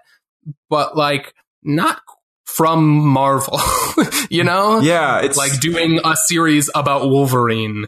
Yeah, it's a mainstream, entity doing a very niche thing, random thing, with a big character, a huge character. Yeah. So yeah, we have to. I want to listen to this. I'm definitely going to at least check out what in the hell this is. I don't know what that sounds like. Is there a narrator? Are they just doing like sound effects? Like, what is this? Yeah, I'm super curious. We'll find out what exactly that means. But okay, God, yeah, cool. And then finally, I saw this. You're not reading Black Hammer, although you should be. Yeah, it's a series that's a little bit. I don't remember what number they're on now, but they're like 10-ish issues in, and then they started a spin-off series recently, and they just this week announced another spin-off series featuring a character that had been introduced in the series previously, Dr. Star. So this is what is the name of this book? This is Image? This is a Dark Horse book. Dark Horse. It's Dark Horse, but not Hammer. Hellboy. Yeah, they're a publisher. They make a lot of books. I know, but okay, whatever. Yeah. But this book is called Dr. Star and the Kingdom of Lost Tomorrows, which sounds great. By writer of Black Hammer, Jeff Lemire, and the former writer of Moon Knight, the arc before we're reading it now, right? Yep. He wrote Moon Knight. He writes Descender and lots of other stuff that I've read. He wrote a really good run of Animal Man at DC. And he's writing an upcoming book in February for DC called the Terrifics, which I'm very excited for. Yeah. But this book is about a Starman analog who is literally named after the writer who wrote a classic run on Starman. Oh. James Robinson. This character is about an analog of a character who's literally just named James Robinson. Weird. Who is a real person who wrote Starman. Okay. Huh. But anyway, they introduced him in the Black Hammer spinoff, Sherlock, Frankenstein, and the Legion of Evil. Oh, and you're reading that? I am reading that. It's great. It's like a nice little stopgap until you get more Black Hammer. Okay. But it's a good book. It's a good book in and of itself. Huh. I'm very excited for Jeff Lemire to write a Starman book because that sounds great. It's not actual Starman, but Jeff Lemire is very into writing analogs of superheroes. Yeah. Like, that's what Black Hammer is. Black Hammer is all Jeff Lemire writing off-brand versions of superheroes because he got very fed up with writing them for the actual publishers. Yeah. And kind of the restrictions he had, although he's going back. So I guess wants to do it again. Wait, but so Black Hammer isn't a guy or a girl or something? It's a Black Hammer is a character who in the continuity of the series is dead. Oh, okay. And yeah. But in any case, but yeah, this cover that they released too looks really, really cool and great. It looks very Starman. Yeah. Starman, written by James Robinson, is one of my all-time favorite comics, and this looks to really be channeling that. He's wearing a leather jacket. He's got goggles. He's got a staff with a glowy thing on the end. It looks like Starman. Okay. But is it normal for Dark Horse to put out stuff that is like a bunch of side character stuff for something other than Hellboy? They do spin-offs occasionally. They do a lot of Hellboy spin-offs. They don't often spin off their other books. Okay, so this is a pretty big thing then, right? They've been it seems like they're really trying to make the universe of Black Hammer into like a thing, kind of in the way that kind of Hellboy is, in that they're going to be publishing a bunch of books. However, the cool thing is these so far are all written by Jeff Lemire, the main writer, which is really interesting. I wonder if they'll spin that off at some point. But as long as Jeff Lemire wants to keep writing these books in the Black Hammer universe, they've all been amazing so far. So I'm really excited for this. So you know what they probably did, Doug? They probably heard me. They heard this podcast and they heard me saying, "Oh, Dark Horse, they're basically just Hellboy," and they got really mad at me because they got really mad. They clenched their fists. And induced public outrage or their outrage. So yeah, that's my fault. I'm sorry, but public outcry after local podcaster says dumb shit. Local to where though? Because we're not even local to Earth. we're not local to each other. We're on different sides of the country. Yes. Yeah, okay, I'm very excited for that series. I should get on this. You should tell me where to start. You should read Black Hammer. Is what you should read. Okay. How much is it? Are there trades? There are trades. There's probably a trade or two. I'm not sure what issue number they're on right now. You probably don't need to read Sherlock Frankenstein, although you can. It's great. But you probably don't need that too if you want to like just read this to catch up.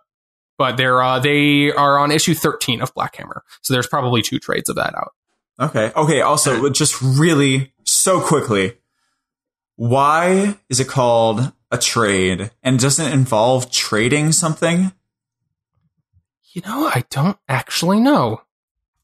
Okay, that's going to be the burning question for next week. Okay, you're gonna figure it out. I'll look that up and I'll come back with an answer on that. I've not considered that. That's such a weird, random thing to call just a collection of the issues. Like that's okay. It's the full name is trade paperback. I don't exactly know why it's called a trade.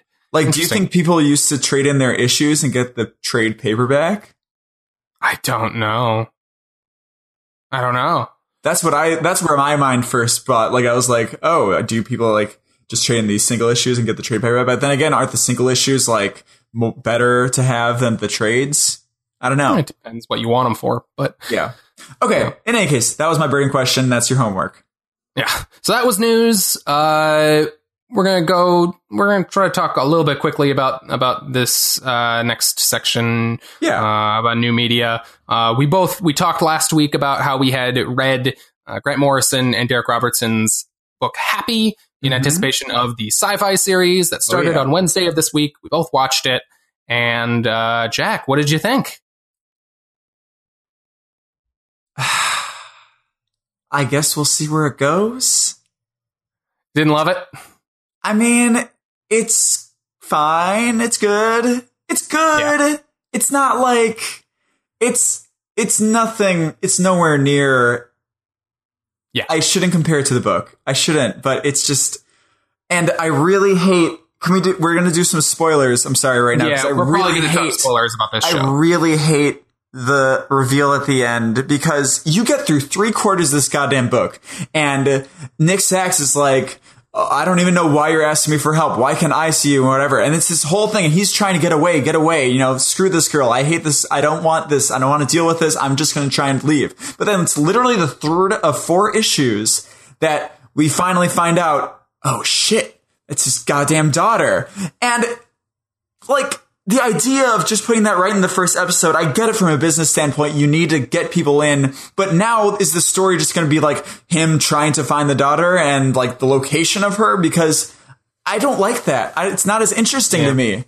Like, I think we're going to get one episode of him trying to escape this, even though he knows it's his daughter. And then the end of the second episode is probably going to be him being like, no, you know what? I should probably save my daughter. That ruins his redemption, though. Like, it's... Like, I don't know. If he keeps going and he knows it's his daughter, I feel like that ruins, like he's really shitty then. And it's like, I don't give a shit about you now. Well, he you does know? still kind of resist a little bit in the book, too, after he finds out his daughter. Just not... The series is much shorter than the amount of time they have here. This series is going to be seven episodes. 7-hour-long episodes. No, it's going to be 4. What? Where'd you read 7? I saw 4 going up to the Christmas season. I looked on IMDb lists. I swear. Okay, maybe I shouldn't trust IMDb, but IMDb lists... on Wikipedia, I don't know if I should trust Wikipedia, but they have 4 episodes and the air dates. If they have air dates for all those 7 episodes, then I'll believe it. But based off of them wanting to do more episodes in the future to build the story, I would assume they're going to stay at least for the story to do the... I'm very confused. They have 7 episodes listed as on season 1 on IMDb. Then the 6th one listed as 10th of January. Like they have release dates for all but the last one. They have a title for the 6th and 5th episodes, which makes it sound real. Weird. I guess it... they wouldn't have a title. They wouldn't put that out of their ass. I'll try to look this up if you want to keep talking about the show a little bit. Weird. Yeah, okay. Really weird. Okay, whatever. Christopher Maloney as Nick Sachs. I mean, I like him. It's hard not to like him in that character, I think. He misses some things, though, I think. I think he's too endearing. I don't hate him enough. You know, like the plot and his attitude, I guess, tells me I need to hate him, but I don't feel he's as gross and terrible as he's portrayed in the beginning of the book.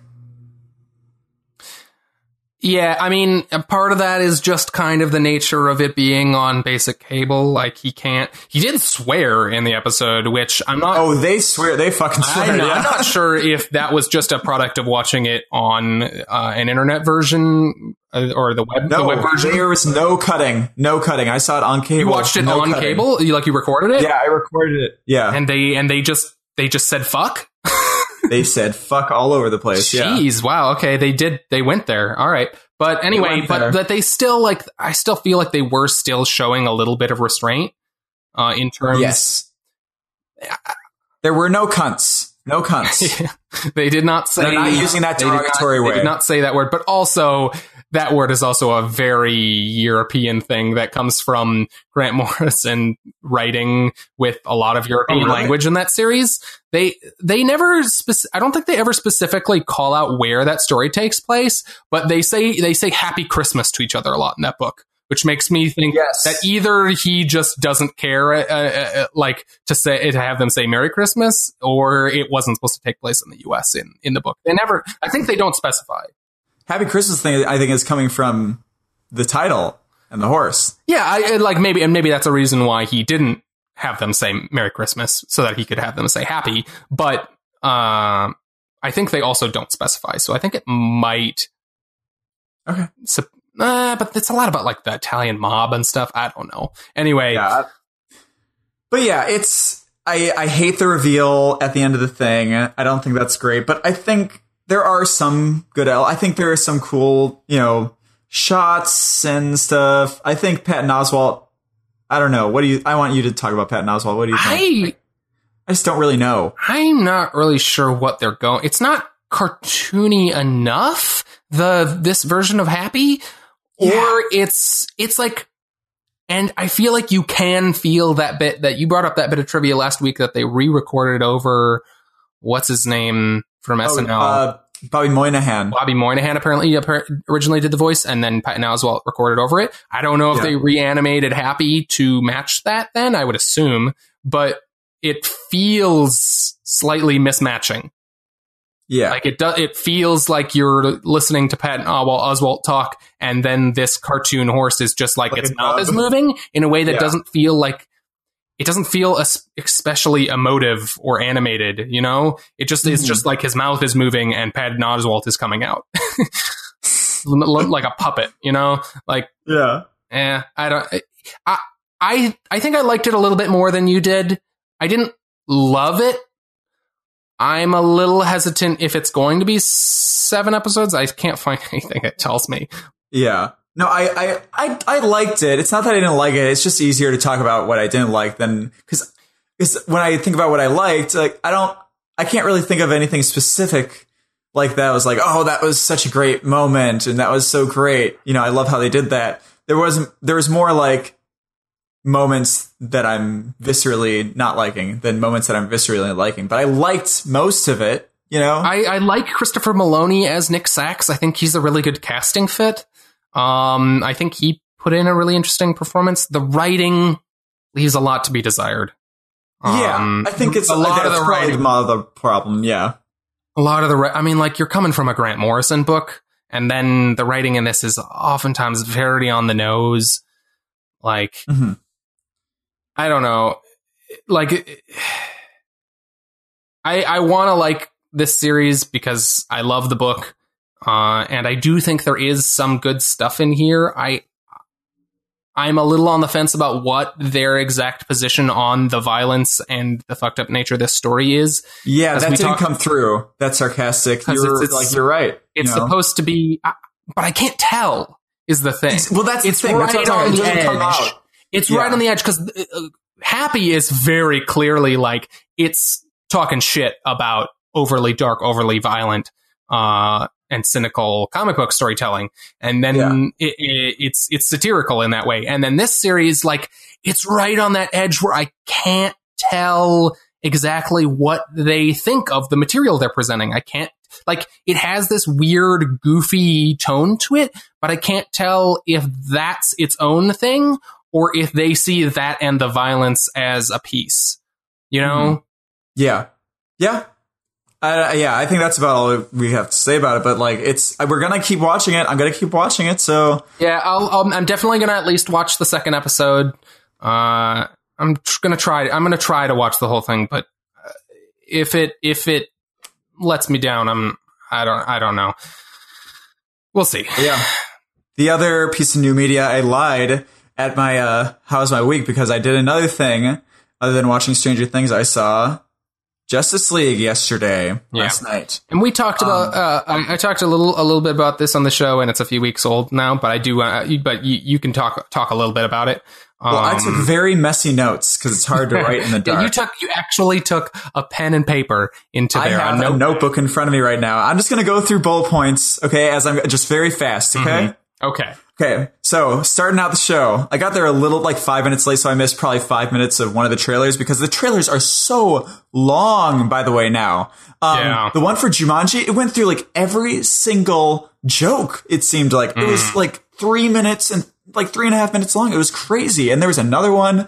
Black Panther seemed like a lot better of a movie after watching all those other ones because the trailer was just not as egregious. Oh, God. And The Rock is everywhere. The Rock was in Rampage, in Jumanji. He is everywhere. So that was the second note. And then I have this little counter that I did for the whole movie of Whedon scene parts and Snyder, not Scott, scene parts. And so I guess I just kind of did it when I felt like this was a Whedon sort of thing. I just made a Whedon mark. When I felt like this was a Snyder sort of thing, I gave it a Snyder mark. And I have 8 marks for Snyder and 3 for Whedon.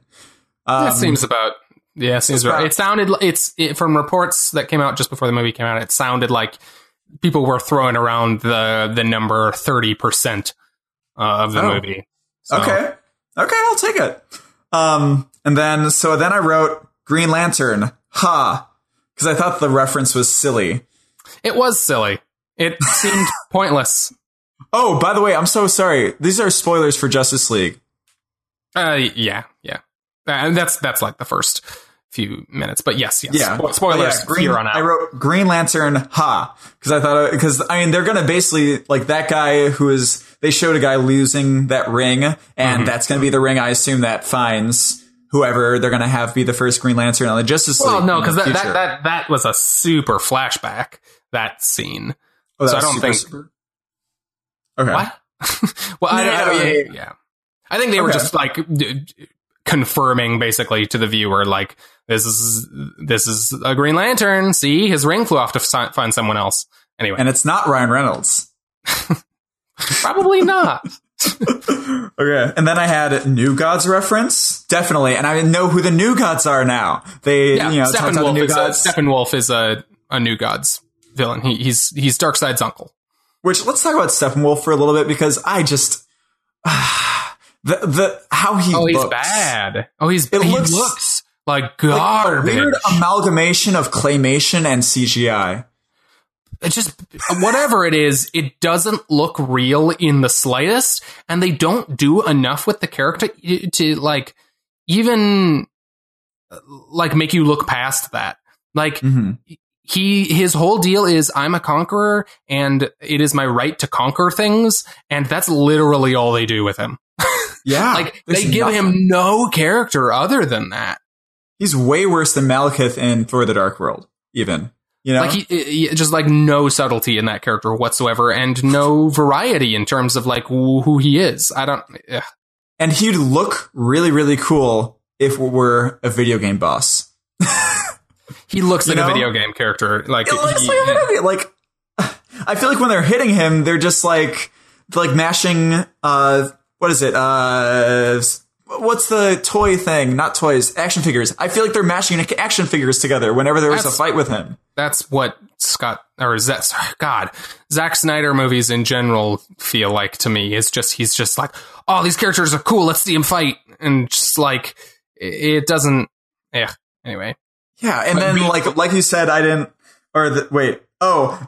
said whiskey at this time, because when they just found out this whole thing and they're getting the team together, Wonder Woman and Batman say, they have to go somewhere, but they're drinking like a huge glass of whiskey. It's crazy. They're like drunk when they're going into this first battle with Steppenwolf. They are. I think Batman and Wonder Woman can probably hold their liquor pretty well. Yeah, but Batman's not Superman. Superman is the one that can't get drunk. Batman is human. Superman could get drunk. I thought that was something like he couldn't. There was a scene or something somewhere where he said he couldn't get drunk in Batman vs. Superman. Oh, does he? I don't remember. He says, I can't get drunk. Most of that movie out. Oh, that's nonsense. Why wouldn't he be able to get drunk? He doesn't have regenerative powers like Wolverine. He's just an alien. I don't know, man. I'm not Zack Snyder. Thank God. And then I said flowers. Oh, because at the end, okay, well, I agree. Okay, let's just fill this in a little bit. Last week you were telling me about, when you saw it, you were telling me about the Flash scene, which I loved the Flash scene. That was great. Yeah, that was great. Built that. I thought that was awesome. And then the Superman scene you also talked about. God. Okay, I guess they really don't explain why Cyborg's armor all that much. It's very, very glossed over. Why it tries to shoot Superman against his will. Yeah, it's defending itself. It's just pure invention that's just made to cause unnecessary drama that's just frustrating as a viewer. Like, none of the characters are having any kind of, like, argument with each other. It's just stupid, like, invented to see them fight. It seems like the entirety of Batman v Superman. Yes, like that's why that was the scene I brought up, because it feels like exactly the kind of contrived reasons why they're in conflict that are just frustrating, that were from that movie, and it was the one egregious example in that movie. I will say that, which it's good. That's only one egregious example. It really is. So I give him props for that. I guess get a cookie. So then I wrote flowers with a question mark. I have a lot of question marks on this. I don't know what flowers are you talking about. Okay, at the end, Steppenwolf is like, this village, this deserted village, I guess, is all destroyed and stuff with all these little, like, wormy, light purple things going in and out that's destroying everything. Do you remember those? Mm-hmm. Oh, and then they turn into, like, plants and flowers. They turn into flowers. I don't know what that is. I don't know flowers. What that is. Like, why? That's the only image you could come up with to be like, oh, everything's okay now. Is that it? I don't understand why that they turn... Like, why does it all turn into... Flowers? Yeah, it doesn't make sense. Why do they turn into anything? They don't have to turn into anything. Like, I would get it maybe if they disappeared, but why does it all of a sudden... That's not how flowers work. Yes. That's not also, how plants work. If they went from, like, colorful, like, their evil color to, like, a gray sort of thing to show that they're dead now, like, that's much... Like, flowers, come on. This isn't, like... Yeah.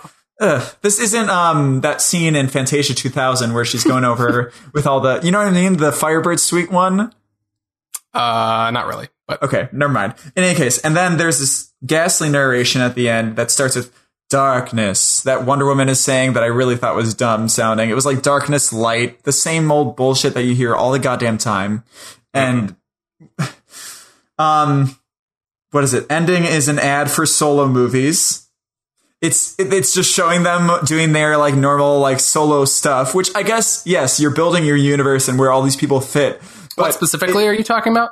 The very end, like under this narration that starts with darkness, she's talking about all these, the similar thematic things like, oh, and this person's doing this. They cut from hero to hero doing their specific hero things. Yep. And it just feels like an advertisement for their solo movies, which I guess Marvel kind of did at the end. That doesn't bother me. That doesn't bother me as much. Like it's a team.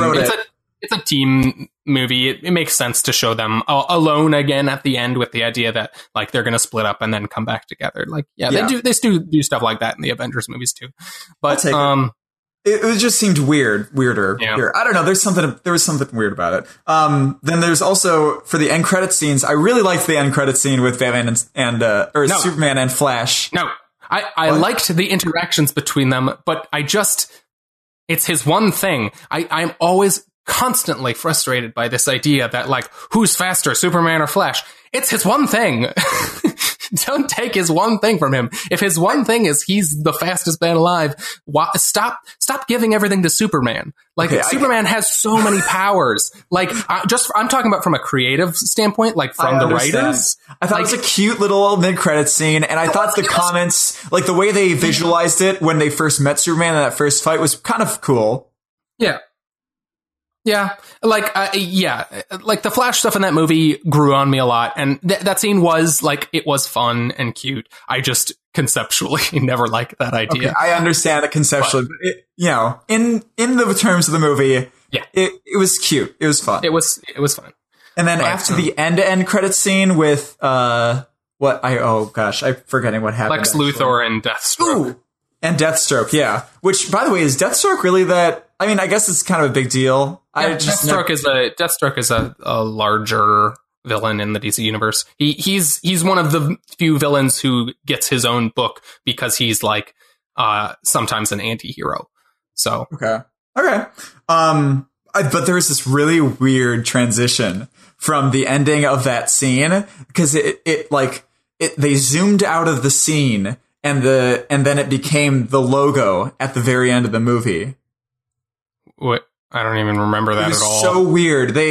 So the scene, like, imagine the scene is on screen, and then they zoom out of the screen so that the scene is like within the ending logo. And it was just a really, really strange transition. Like, I get it, like, Fade to Black as the editor's, safeguard, but this was just the weirdest editing, like, transition into a logo that they could possibly do. You'll have to watch it at some point. Like, it's really weird to me.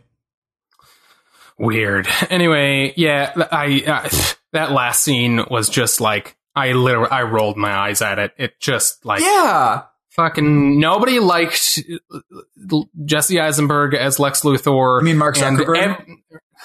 And nothing about that scene was interesting. It was just like, here, let's do the Nick Fury thing, but we're different, so we got to do it slightly different. So it's the villains instead. And We should make our own league. Like, what's their problem with adding, what are we, some kind of Suicide Squad? What are we? Some kind of Justice League? Like, really? I know they don't specifically say that, but god damn. Like, very on-the-nose movie writing. That's just what a lot of blockbuster writing has become, and that's what the writing in Zack Snyder movies are. And that's what they do with the Do You Bleed thing, too. Like, honestly, I guess a lot of people really like that line. Everyone loved that line. No, fuck that line. Like Batman asking Superman if he bleeds. Fuck that. Yeah, I really don't. I hate that. And the idea that his memory is just starting to come back, and that's the thing that he remembers in the middle of the last movie. Yeah, they make this big point. You pointed out that, they make this point of saying, like, he doesn't remember who he is. But then he, like, very clearly has this memory of, like, hating Batman, and, like, he says that line. Like, what? Also, remember it this way, he never really hated Batman that much. He was still developing feelings about him, and then the only reason in Batman v Superman that he was fighting him was because of the Martha thing. Like, he never, like, had this visceral hate for Batman that Batman had for Superman. You know what I mean? Yeah, I don't know. I still, like, the only thing they established with these characters is that they're, like, mortal enemies, and they're trying to backpedal on this movie. In this movie, felt a lot of times super forced in a way that was very frustrating. Like, I'm not saying I want to see you follow up. Like, I prefer this to, like, seeing them follow up on them being just hating each other, which is why that scene in particular is frustrating. Like, yes. But, like, it just doesn't feel natural at all at the same time. Like, it's just, like, it's impossible for them to win with it now, because if they completely pivot, like, without, like, entirely pivoting, like, just restarting, like, there's nothing organic about the transition from what they have into what these characters should be, because they're so far off base. Yeah. I gotta say, for the first time in a while, I'm excited for the retcon. But it's like, I honestly think there was probably a good movie in here at some point. There was a good movie in there. That's part of the frustrating thing about it, is because there are good moments. Like, really good moments. The Batman v Superman had nothing, absolutely nothing redeemable about it. And this movie had so many little moments that I just like, a lot of them made me smile. And then there are other moments where I'm just, like, fucking mad and frustrated. Yeah. But, like, there were moments that I liked. The good moments didn't carry the rest of it. No. It just didn't carry. No. But they were there. Ezra Miller, I really thought he was great. Yeah, he grew on me a lot. I found him very grating in the trailers and when he first shows up in the movie. But when he's there, like, when he's acting with everybody else, he just plays really, really well, I think. And he was a treat. He really was a treat.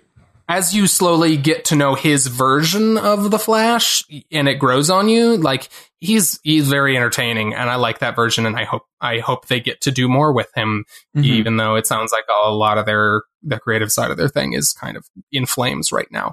Yeah. But now I don't know how he would act in a sort of Flashpoint sort of story where it's centered on him. He might be best as a character in these Justice League movies as opposed to soloing. Yeah. But time will tell. Time will tell. Yeah. All right. Okay. So I think that's going to do it for this week. Yeah.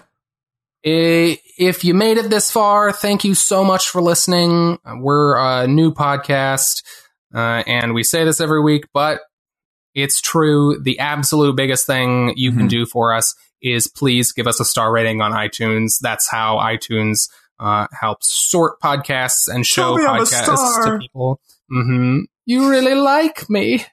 And if you enjoyed what you heard, let someone know about us with either your real physical human mouth or with your digital social media mouth.